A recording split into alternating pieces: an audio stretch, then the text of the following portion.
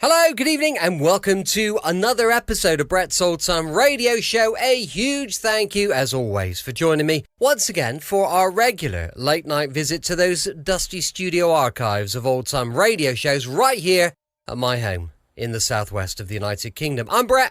I'm your host for our Nighttime Podcast. Welcome to another episode. I've got Facebook, Instagram, YouTube, and TikTok. They're all called Brett's Old Time Radio Show. If you could give us a little follow, you would be an absolute legend. Honestly, proper ledge. Now, as you are hopefully aware, we're currently away on holiday. We're in Orlando, in Florida.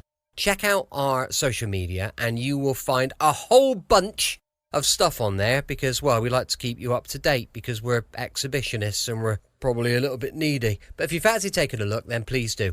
Also got a supporter page at patreon.com/Sunday Night Mystery, where you'll find our sister podcast, which is also called Sunday Night Mystery. Time now for our latest adventure. From Hollywood, it's time now for John Lund as Johnny Dollar. Hi, Chet Graham, Johnny. Who? Wake up, boy. Chet Graham, Claims, New York Mutual. Oh, hi, Chet. How are things? Bad. Johnny, I have to make a little trip out to the coast on a phony claim. I'll be gone about 4 days, but I need someone to hold down my office while I'm away. Can you do it? Oh, that's not my line, Chet. You know that. Well, make it your line, Johnny. Somebody has to be here. Look, you can live in my apartment. You can use my tickets to Wish You Were Here. You can even take my girl if you want. New York's swell this time of year. Can't you get anybody there? Oh, everybody's got the flu or busy or something. When do you want to leave for the coast? I'd like to get out on the noon plane today. Well, I can be down there by 11. Good. We'll probably miss each other, but just walk right in the office and make yourself at home. I'll call you from L.A. Have a good trip. By the way, what does your girl look like? Even your best dream was never that good. Just leave her phone number on your desk.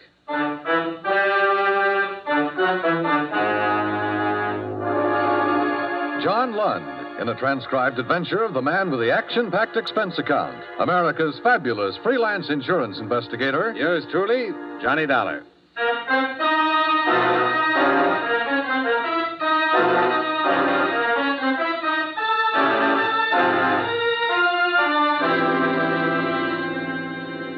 Expense account submitted by Special Investigator Johnny Dollar to New York Mutual Underwriters Limited, Rockefeller Center, New York City.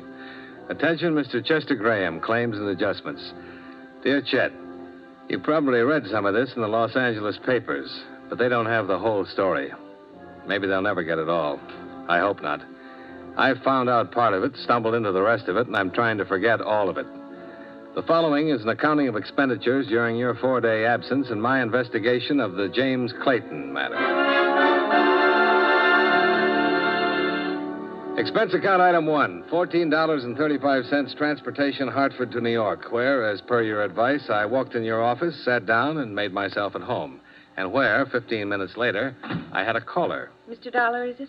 That's right. The girl at the reception desk said Mr. Graham was out of town and that you were taking his place. Yes. Please sit down. Well, thank you, but I don't have time. I'm Miss Stebbins, Dr. James Clayton's nurse. He asked me to see you. I see. He gave me these policy numbers. He said that your company wrote these policies and that he'd like to talk to one of you. Well, certainly, Miss Stebbins. He can come by anytime. No, you don't understand. Dr. Clayton can't get away from the office. We're terribly rushed, and I really should be getting back myself. He's there all alone. Well, do you know what it's about, Miss Stebbins? No. The doctor's been acting strangely all day. He had me cancel all of his outside calls, and then he sent me here. He said to explain that it was very urgent. I'm very concerned for him.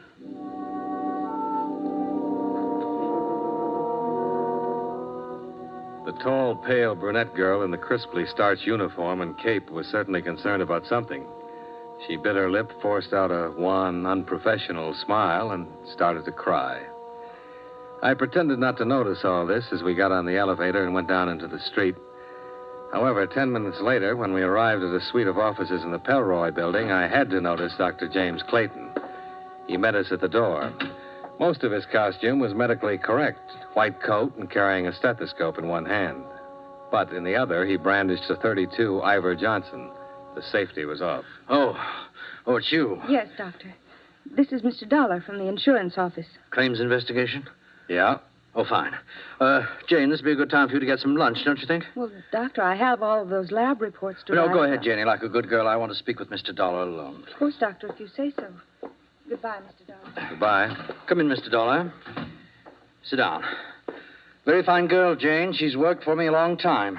Very fine. Do you always meet her at the door with firearms, Doctor? Oh, this. Well, all I can say is this is a ridiculous mess. My life's been threatened by a man who has definite homicidal tendencies. This, I don't even know how to load it. I look foolish, I suppose. A threat on your life, Doctor, comes under the heading of police business. I know that very well.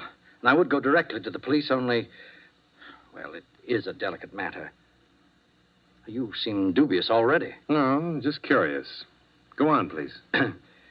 Well, several months ago, I attended a patient named Florence Harmon. A thorough examination disclosed that her poor physical condition wasn't based on any organic disorder, but rather upon an emotional instability. Now, this, I finally discovered, was brought about by her marriage to an erratic, ruthless, ill-tempered man, Benjamin Harmon. I could only advise that she divorce him immediately. Well, that's somewhat extreme, Doctor. Are you always certain of advice like that? Well, in this case, there's no other answer. I approached Mr. Harmon on the subject last night at his home. I explained that Mrs. Harmon's health, her very life, is in jeopardy. And more's involved here than keeping intact a union which has nothing but legality as a binding force. I see. But Mr. Harmon doesn't care for somatics, huh? He attacked me.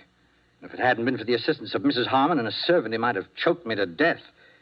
When I left, he threatened me. Then you should have called the police. Yes, I've thought of that. But look, if you approached Harmon in the right manner, Dollar, he might discard his ideas of violence. Well, you're the expert on homicidal tendencies, but best thing I can see for you is to prefer assault charges and have him locked up. I know all that, but it's for Mrs. Harmon's sake. Please understand, she's been through a shattering ordeal. Look, Mr. Dollar, would you go see him and talk to him? If you think he means it, really, then I'll call the police and prefer charges against him.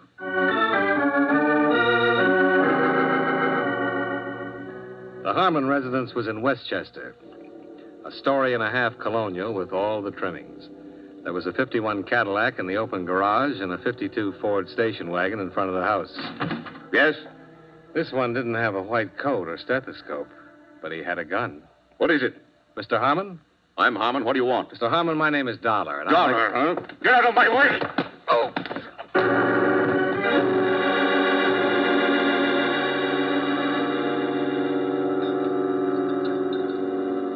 Here, Mr. Dollar. Drink this. Easy now. Oh. Take it, please. Oh, you had quite a blow. Try a little more. It should make you feel better. What was... Who? Oh, you can bring suit against him, against us. You can do anything you want to, Mr. Dollar. He's just ungovernable. He could easily have killed you. You, Mrs. Harmon? Yes. Your husband think I was the Iceman? Oh, I don't know what he thought. I just heard him yell at you, and when I came to the door, you were lying there, and he'd taken the station wagon and left. Why, last night he even attacked my personal physician and threatened to kill him. I don't know what's gotten into him. You'd better sit down. Oh, it's getting better. Where'd he go? Heaven only knows. Mad. That's what he is, Mr. Dollar. Mad. He's liable to do anything. I'm scared. I'm scared stiff.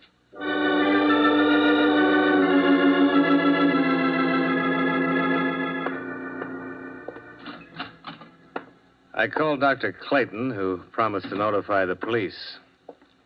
It was about 5:45 when I got back to his office. A broad-shouldered man in a tweed suit was in the reception room. Hi. You Dr. Clayton? No. Hey, don't I know you? I was thinking the same about you. Wait, Dollar? Yeah. Tom Bassman, Central Division. Oh, sure. How are you, Tom? Fine.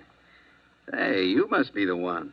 What? This Dr. Clayton called downtown about a threat, said his insurance company had advised him to report it. That's right. Well, where is he? Well, he should be here, Tom. What's his nurse say? I rang the buzzer, no one around at all. What's this all about? A man named Benjamin Harmon's threatened the doctor's life. I met him myself. He's carrying a gun, and he looked dangerous to me. I just came from his house. He's still there? No. I better phone in and get a pickup out on him. When the doctor shows up, I'll get a complaint. Oh, hello. Hello.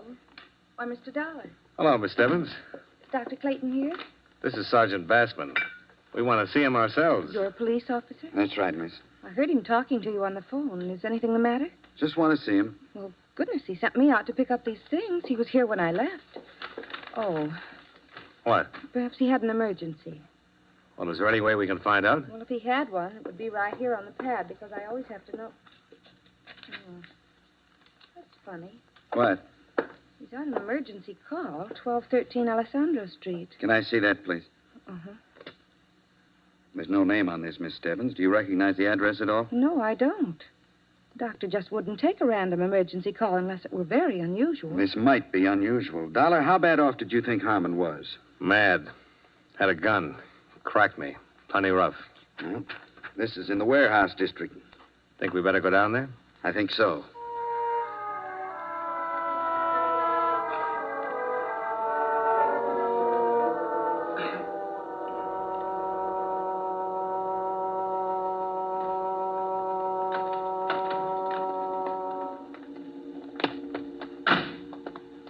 Wait. What? 1213. Well, it'd have to be that vacant lot over there. This one's 1240, and the rest belong to that warehouse. Yeah. Tom. Hmm? That car. MD and the license plate? Yeah. Well, it might be Clayton's. Yeah.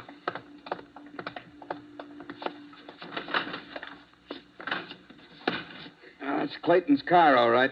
He must be around here somewhere looking for 1213. Yeah. Well, let's have a peek.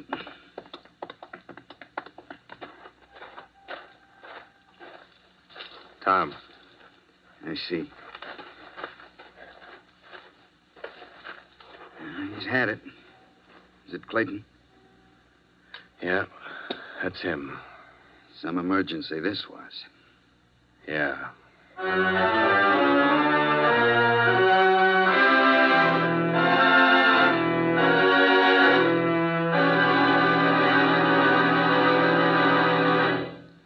We'll return to yours truly, Johnny Dollar, in just a moment. On weekends, it seems everybody takes his car out on the highways. Some drivers are less experienced than others. They either speed or poke along with a whole stream of cars behind them. Both types are a menace to safety. Whatever you do, be moderate, be obedient to all traffic laws. Be careful, use your head, and don't take chances.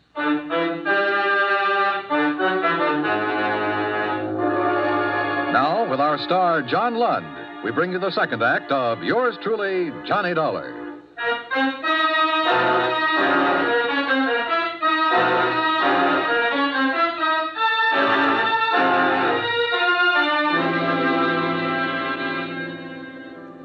An hour of questioning in the neighborhood turned up two people who recalled hearing the shots. And one man remembered seeing a man who answered Benjamin Harmon's description loitering in the vicinity of a nearby bar earlier in the evening.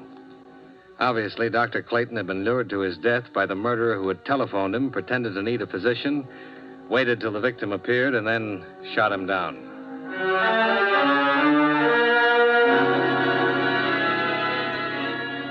Expense account item 3, $11.65. A good dinner, 3 martinis, tip, and thinking at Toots Shores. After which, I strolled over to the Pelroy building.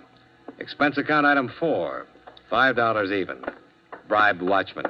I shouldn't be doing this, you know. Might lose my job over it. I appreciate it. But since you're from the insurance company, I guess you're all right. Just looking around is all. Too bad about the doctor. Nice fellow. Very.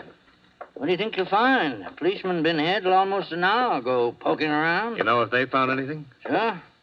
Well, what? Doctor's emergency kit. Heard him say he didn't take it with him when he went out on that emergency. Don't be too long.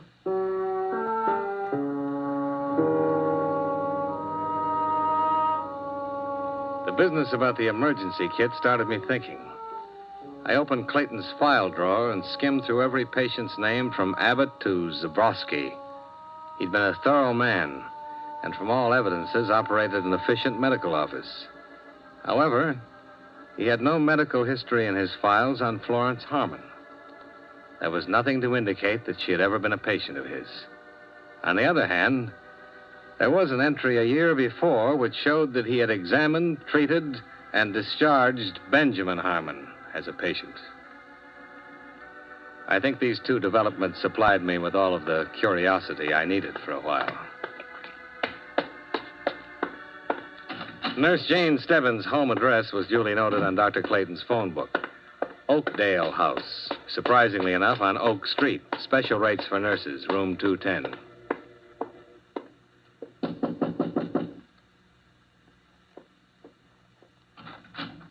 Oh, Mr. Dollar. How do you feel? Not too good, Mr. Dollar. I just got home a little while ago. They kept me down there pretty long. Do you want to come in? Thanks. I don't want to keep you up. It isn't much of a place, is it? I mean, I haven't straightened it up for days, it seems. I'm sorry. Things like this aren't easy. I know. Don't apologize to me. Sit down, Mr. Dollar. Have they caught Mr. Harmon yet? No, not yet. Miss Stebbins, you worked for Dr. Clayton a long while, didn't you? 5 years. Then you should be able to tell me who he was going to marry. Marry? Well, I didn't know. I have no idea. He'd already made arrangements for a honeymoon. Honeymoon? Look, reservations on the Ile de France for next April. I found them in his desk drawer. Confirmed to Dr. and Mrs. James Clayton. Well? What difference does it make? I don't know. Seems strange that you've been with him for such a long time and didn't know about this. Or did you? All right. What about Mrs. Harmon? Well... Look, Miss Stebbins, things are wrong all the way down the line about your doctor's death, about what happened before it. It'll come out sooner or later. I suppose it will. It's awful to say this, Mr. Dollar, but Mrs. Harmon was the only one Dr. Clayton saw socially.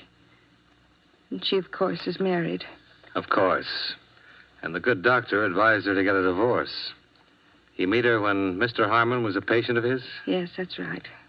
They became friendly. But Mrs. Harmon was never a patient. No, never, just her husband. What can you tell me about Mr. Harmon? Well, really, all I know is he came in to see Dr. Clayton a few times. Over a year ago, I guess. Then after he saw what was happening between Mrs. Harmon and Dr. Clayton, he stopped coming in. I sent a copy of his medical history to another doctor. But Dr. Clayton had been seeing Mrs. Harmon all this time. It's awful to say this now, Mr. Dollar. The doctor's dead. I'm no moralist. We're all human. It's happened before. Married people have been attracted by others. I'm tired, Mr. Dollar. Sure. Do you have any idea why I was called in today? At first, I didn't. Well, of course, it happened. The police told me about Mr. Harmon's threats. But I don't understand what you're trying to do. The police want Mr. Harmon, and what does it all mean? It means the wrong man was killed.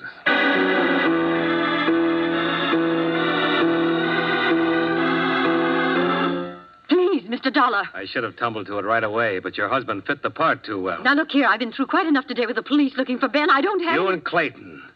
I was going to be the star witness when the state tried him for shooting your husband. Whatever I said as a material witness would back up his self-defense plea and get him off on a justifiable homicide. Isn't that it? I tell you, I won't listen. And you and the doctor would sail to France and live happily ever after. What's the matter? Wouldn't your husband give you a divorce? You won't listen. Go ahead. If you say it's that way, Mr. Dollar, and you know everything, I know you know everything, then it must be that way. Yeah, only it got fouled up. Your husband did shoot your doctor boyfriend after all. Get out of here. Get out of my house. You can't prove anything. You're right, Mrs. Harmon. I can't prove anything. Not a thing. They catch your husband and they'll put him away for it. But you have something to live with for the rest of your life. Or maybe you didn't really love your doctor after all. Get out! Get out! Leave me alone! Leave me alone!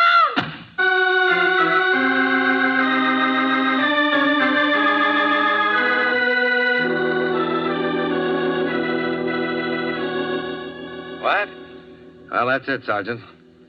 I want to know if people can really get by with this kind of thing in our courts of law. If and when you pick up Benjamin Harmon, will he have any kind of defense? Oh, we'll get him, Dollar. The others I can't answer. What you just told me is really a thing.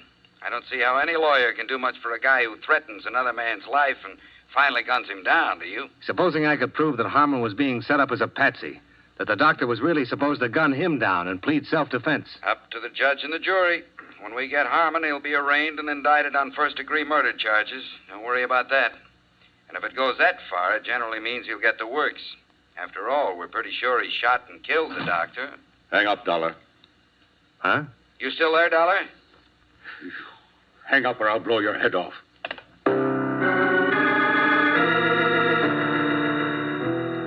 Benjamin Harmon wasn't kidding. He was blazing mad. He had a gun, and I knew he wasn't afraid to use it. I was across the street when you left my place a little while ago. Fixing up another deal, were you? I don't know what you're talking about, Harmon. I followed you here so we could have this talk. And we're going to have it, you and I. You ought to put that gun away and let them take you. They'll shoot you down if they see you. Nobody's going to shoot me down, not yet. Now, where's your office? Hartford, Connecticut. I mean here. Where do you practice here? Come on. I don't practice anything here. My office is in Hartford. This apartment belongs to a friend of mine. I'm standing in for him here while he's out of town. Where's his office? New York Mutual Liability. I mean his law office. I want to get down there and see how much... Hold on now. I'm not a lawyer. My friend's not a lawyer. We're insurance investigators. Where's the office? I tell you, Listen. Clayton called me this morning and said a lawyer named Dollar was on his way over to talk to me about divorcing Florence. If you hadn't started swinging that gun butt around, I'd have told you why I was there.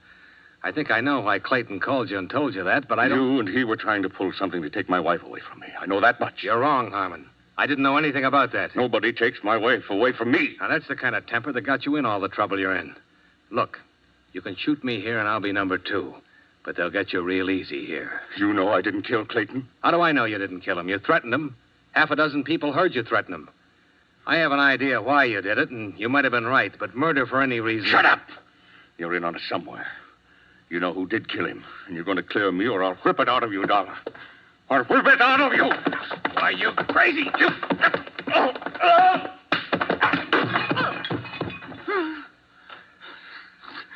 All right. Here. Try this. Go on. I'm tired of fooling with you. Now get on your feet.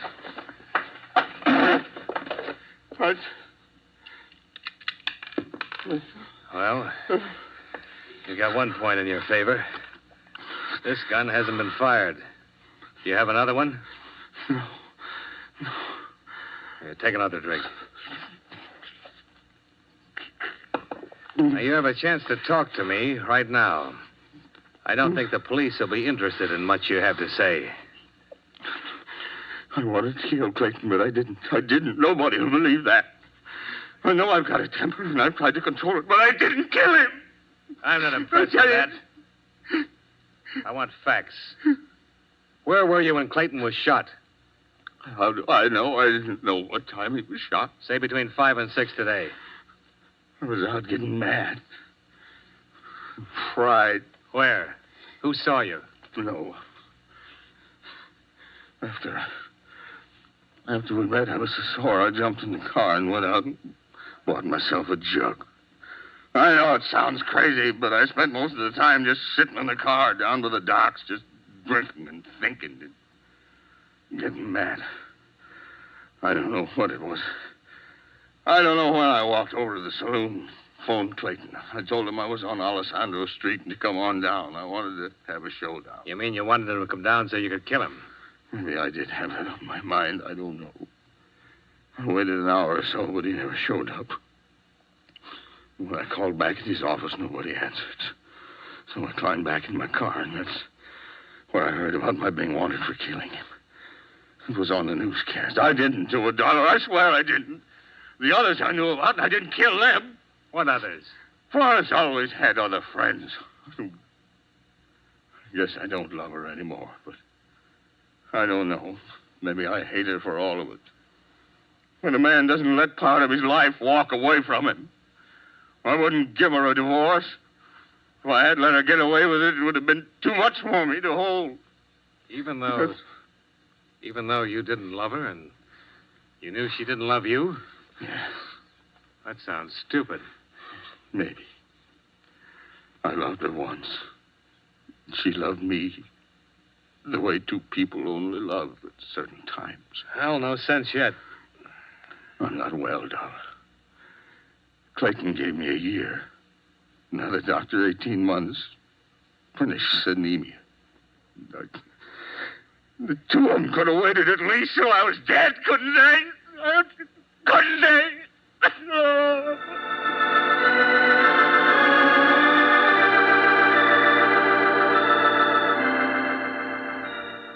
I found some sleeping pills in your medicine cabinet, and I fed him a couple with some hot cocoa. He dropped off to sleep in your bed while I made some phone calls, confirming what he just told me. Expense account item 5, taxi fare, $4.05 back to Oak Street, to Oakdale House. Special rates for nurses. I thought you'd be back. I'm glad it's you. I think somehow you're the kind of man who understands things. I'll be a good listener. Go ahead. When I first started as his nurse, I fell in love with him. I guess it's an old story. Terribly old and corny. But then he met her. I heard him tell you all those lies today about treating Mrs. Harmon. I was out in the hall. Didn't have any idea exactly what he intended to do until I heard him call Mr. Harmon right after you left. He told him you were a lawyer. He knew Harmon was upset enough to attack me. Doctor was very good about knowing what people would do. I was here when Mr. Harmon called him tonight. Doctor took the call and wrote it down on the pad. I saw him put the gun inside his coat, and I knew he was going down there to shoot Mr. Harmon. So I followed him. He was walking around in the dark looking for Mr. Harmon with a gun in his hand. I ran up to him and pleaded with him not to be crazy, that she wasn't worth it. Then he said he was going to kill me, too. He struggled and the gun went off I don't know how many times. Then I came back here and pretended I'd been down at the drugstore. I see. What's your first name? Jane. Jane, Dr. Clayton made all sorts of elaborate plans so he'd have a self-defense plea. But you don't have to go to all that trouble. You can prove self-defense.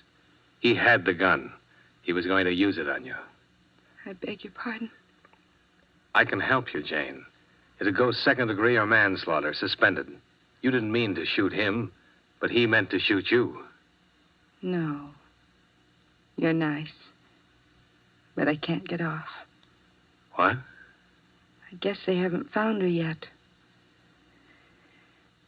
I killed Mrs. Harmon an hour ago.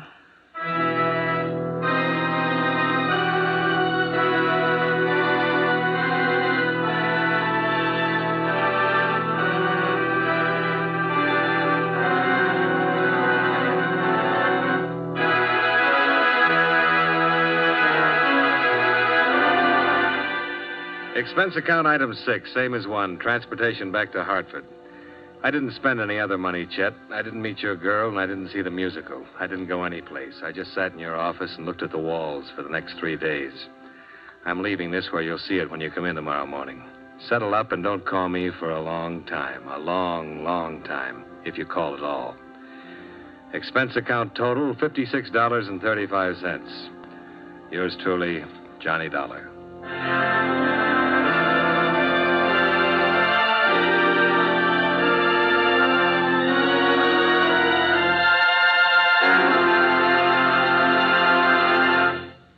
Yours truly, Johnny Dollar, stars John Lund in the title role and is written by E. Jack Newman with music by Eddie Dunstetter. John Lund can currently be seen in the Universal International picture Just Across the Street. Featured in tonight's cast were Victor Perrin, Virginia Gregg, Joseph Kearns, John McIntyre, and Jeanette Nolan. Yours truly, Johnny Dollar, is transcribed in Hollywood by Jaime Del Valle. Every Sunday, CBS Radio's Bob Trout brings you a timely weekend roundup of world news. As a special eyewitness feature, an overseas CBS Radio News correspondent flies in to give you an up-to-the-minute account of developments on his beat. Don't miss Bob Trout's World News Roundup Sundays on the CBS Radio Network.